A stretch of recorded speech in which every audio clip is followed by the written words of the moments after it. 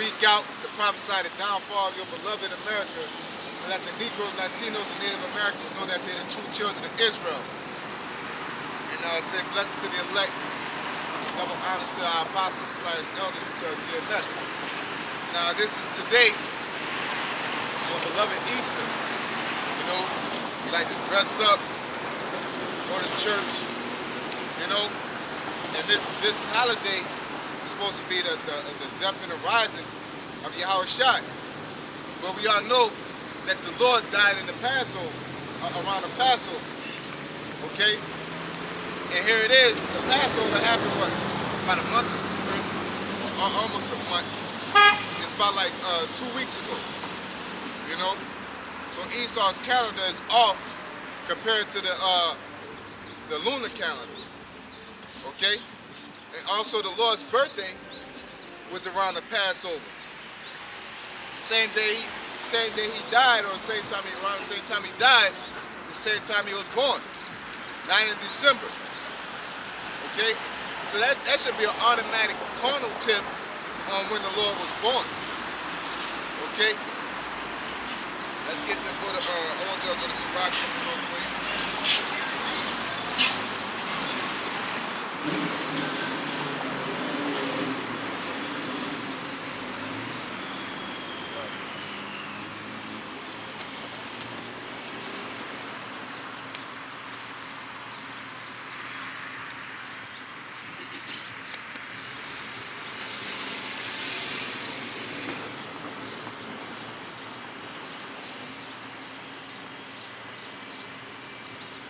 Sirach chapter 1 verse 26. I made it a big deal. It's not that much. It's the book of Sirach, chapter 1 verse 26. If thou desire wisdom, keep the commandments, and the Lord shall give her unto thee. Now the first step to getting your mind right is to fear the Most High. And the word fear is not only to be scared of or afraid of, but to have a deep respect for. Okay? You Negroes don't have a deep fear of the Lord. You don't have a respect as far as keeping the commandments. Okay, if you desire wisdom, fear the Most High and keep the commandments. You have a respect for the do's and don'ts, and you do them. You find out what you're supposed to be doing. Okay, now let's get in the 10 Commandments. What says, thou shalt not put no other God before me, or no idols. You know? The scriptures tell you plainly the do's and don'ts. But Jake like to, you know, you dressing up for Easter, you putting on your best Sunday clothes. First of all, even if you're in the world, you think Easter is an actual holiday, your ass still going, you're still going once a fucking year, man. You know? You're not even going, it's not like you go for the whole year to most of you niggas, man. Going to church is foolishness in itself too, man. Got it? Exodus 20 and 2. I am the Most High Yahweh, thy power, which have brought thee out of the land of Egypt, out of the house of bondage. And that's funny because the origins of Easter goes back from Babylon to Egypt. Okay, go ahead. Thou shalt have no other gods before me. Thou shalt not make unto thee any graven image or any likeness of anything that is in heaven above. Yeah, so what Easter is supposed to be the Lord's rising. What the hell that got to do with a rabbit? You know? It's a big reason why they have a rabbit there. Alright? Because it's pagan worship. The Lord ain't never talked about no rabbit. You know, in any prophecies or nothing like that. Yeah. You commemorate eating a rabbit. Okay? That's into that. I want to read this article.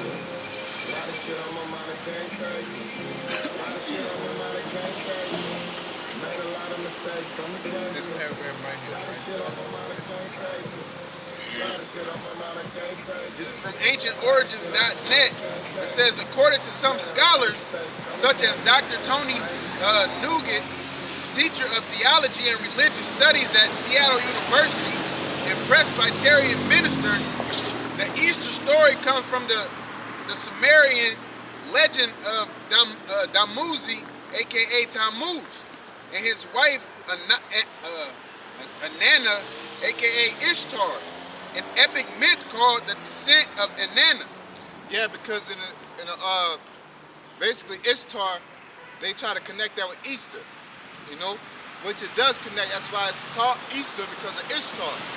But let's get that matter of fact, let's get Easter in the scriptures. Let's see if we go back to Ishtar in the scriptures where it said they celebrated Easter. Okay?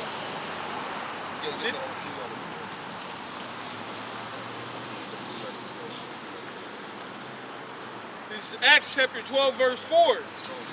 And when he had apprehended him, I'll go back up to 3. Yeah, I'll go back up to 2. Well, let's start at the beginning. Acts 12 and 1. Now about the time Herod the king stretched forth his hand to vex certain of the church and killed James, the brother of John, with the sword. Hey, we're in the time of Herod, man. You know? Go ahead. And because he saw it pleased the Jews, he proceeded further to take Peter also. Then were the days of unleavened bread. Yep, which is around the Passover, okay? Go ahead. And when he had apprehended him, he put him in prison and delivered him to 4 quaternions of soldiers to keep him, intending after Easter to bring him forth to the people. Yeah, so intending after Easter to bring them forth to the people. Okay? So because the Feast of Unleavened Bread, you got the Passover, then you got the Feast of Unleavened Bread, which is 7 days. So they basically wanted to wait after the Feast of Unleavened Bread was over, which is connected to the Passover. Easter is not the Passover. It's a demonic holiday connected through the Nicene Council with Constantine, man. They connected pagan holidays with Israelite rituals and ceremonies. Okay, that's all that basically happened. That's why a lot of you Negroes think that the Bible's pagan or it's written by a so-called white man. It wasn't. It just was mixed. Okay. Go ahead. Are you in the article? You got the definition? I need the definition. This is the definition for Easter in Acts 12 and 4. It says the Paschal sacrifice, which was a custom to be offered for the people deliverance of old from Egypt.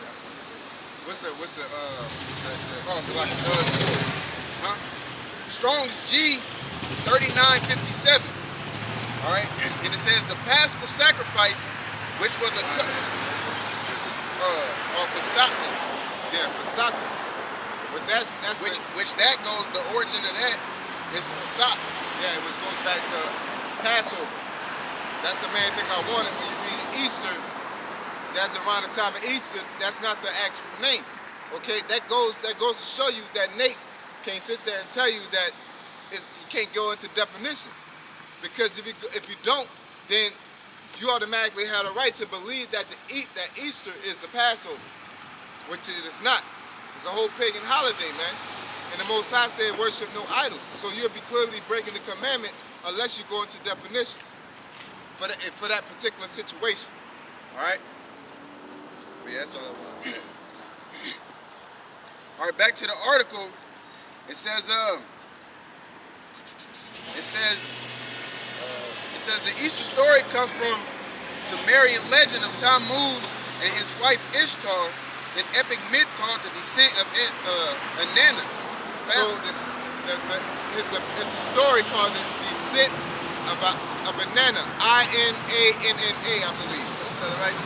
Yeah, I-N-A-N-N. Yep. All right, go ahead. Found inscribed on uniform clay tablets dating back to 2100 BC. When Tammuz dies, Ishtar is grief-stricken and follows him to the underworld. In the underworld, she enters through 7 gates and her worldly attire is removed, quote-unquote naked and bowed low. She is judged, killed, and then hung on display. In her absence, the earth loses its fertility, crops cease to grow, and animals stop reproducing. So basically, you gotta deal with context. You gotta be able to extrapolate. These people was around when Noah was around. These people was around, so they heard these stories of the scriptures. It's not like the scriptures, it comes after this, even though it was written after this. These stories and these events happen. So when the Hamites get the origins of Adam and going up to this time when Adam sinned and broke and everything broke down, they just got that story, man. You know? Just like the flood, everybody got a story about the flood. Everybody got, and then they try to, connect themselves with the Most High, man. You know? Go ahead. It says, in her absence, the earth loses its fertility. Hey, just like with the Lord, Yahweh Shai, whom the world ignorantly called Jesus Christ. Isn't he white today? Don't you got Korean Jesus? You got Buddha? You know? Everybody makes their own God and takes a story and takes good stuff that they want. Elijah, Muhammad, and all that comes from the Lord. So this story does nothing but come from the story of Adam. But just because they wrote it on tablets before you physically had it on a Bible, then the Africans consider themselves a first with this story. No, it just was on paper first. It was documented first. Okay? Because we wrote things in cuneiform and pictograph first. Okay? Israelites, Negro, Latinos, Native Americans. Alright? Go ahead. It says, crops cease to grow and animals stop reproducing. Unless something is done, all life on earth will end. After Inanna has been missing.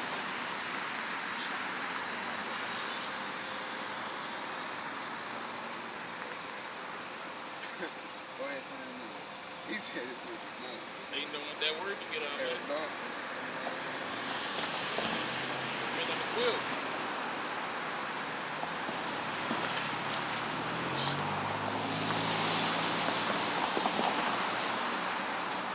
Speak on that. Go ahead, read it again. Get that Ezekiel with Semiramis and Tammuz.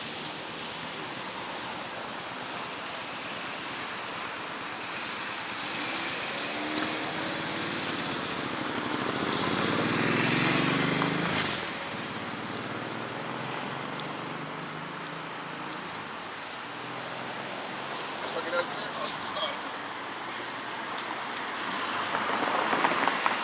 I just did that, bro. Oh, that's probably the last text I see. If you just made a move back, I'm about to make a move. Oh,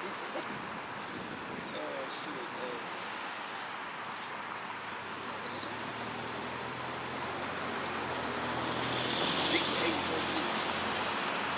I'll read it right here. Ezekiel 8 and 14. Then he brought me to the door of the gate of the Lord's house, which was toward the north, and behold, Oh, no, we don't have flies. Who are you? We're GMS. GMS? Yeah, you go on YouTube and just look up Great Millstone. Okay. You know, the good stuff. Because they naysay what we do, so. GMS. Yep, Okay. yep. But we out here, though. Ezekiel 8 and 14. Then he brought me to the door of the gate of the Most High's house, which was toward the north, and behold, there sat women weeping for Tammuz. Yeah, so that idol worship is in the scriptures, man. You know, Tammuz. But that basically that story, you know what the story is? The Egyptian story with the girl, basically her husband died or something like that. Or really no, she had immaculate conception. Okay? Basically, They cut her up? Or they No, they cut the dude. What's the dude's name is? Was it Horus or was it Osiris? Yeah, Isis and Horus. Isis and Osiris? Yeah. So basically, they chopped the dude up, split him to a bunch of parts. I think it was like 12 or something like that. And the mother or the woman went and collected the body parts, but she found everything but his dick. And then basically she made a gold phallus, rolled the motherfucker, and basically she was had a child from that situation. Here it is. Egyptologists talk all that shit about the miracles of the Most High and the extraterrestrial things that He's able to do. But y'all got a story such as this in your scriptures, and not only do you, not in your scriptures, in your doctrine. Not only do you, criticize us for the miracles and things that the Most High do. You have this story, and you basically tell people that you got that story that we got the story of Yahweh Shai from y'all. So y'all acknowledging that a bitch rolled a gold dildo and she had a baby from it. Probably use a bark gland.